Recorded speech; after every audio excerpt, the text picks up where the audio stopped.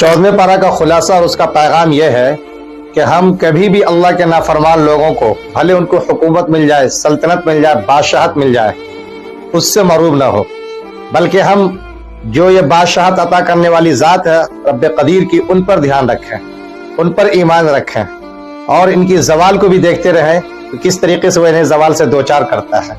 तभी जाके मरऊबियत ख़त्म होगी और जो हाकिम मुतलक है, कादिर मुतलक है, उस पर हमारा ईमान मजबूत हो पाएगा।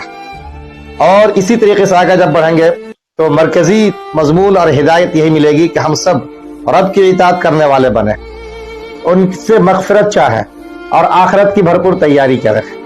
इसी के साथ साथ जिन जिन कौमों को उन्होंने इस दुनिया जहान के अंदर जवाल से दो चार किया, तबाह बर्बाद किया, उसके पीछे वजह क्या थी, उस पर हम गौर करें और फिर अपने आप को इस लायक बनाए कि हम किसी भी हलाकत से, तबाही से दो चार न हो, बल्कि रफ़अत मंजिलत, कदर मंजिलत, बुलंदी किस तरह से पाएंगे, उस रास्ते पर अपने आप को डाल सकें।